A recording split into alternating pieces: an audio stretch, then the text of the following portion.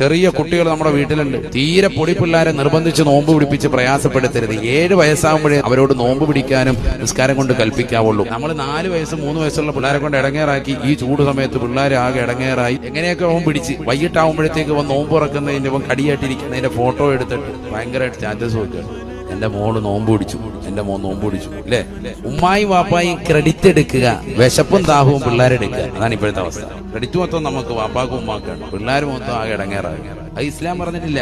കുട്ടികൾ പിടിക്കാൻ താല്പര്യപ്പെട്ടപ്പോൾ ഇങ്ങോട്ട് വരികയാണ്. ചെറിയ കുട്ടികളാണ് അവർ പിടിക്കുക. അപ്പൊ രാവിലെ നമ്മൾ എന്ത് ചെയ്യാം? എന്നാൽ മോന് നോമ്പാട്ടാ നീയത്തൊക്കെ വെച്ച് കൊടുത്ത് വരും. ഒരു ഉച്ചയാകുമ്പോൾ ദുഹർവാൻ കുളിക്കുമ്പോഴേ തന്നെ അതൊക്കെ കരയ്ക്ക് ഈത്തപ്പഴമൊക്കെ കൊടുത്തെടുത്ത് അവന് വെള്ളമൊക്കെ കൊടുത്ത് ഒപ്പിക്കണം. ഈ ചൂട് സമയത്ത് അവരെ പ്രയാസപ്പെടുത്തരുത്.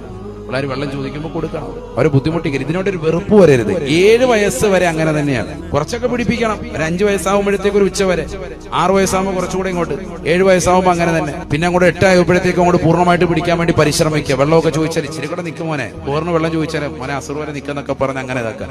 10 വയസ്സാകുമ്പോഴാണ് കുട്ടികളോട് എന്ത് ചെയ്യത്? നോമ്പും നിസ്കാരം കൊണ്ടും കൽപ്പന അതിശാസനമായി വരേണ്ടത്. ചെറുപ്പത്തിലെ ശീലം നമുക്ക് ചെറുതായിട്ട് കൊടുക്കാം.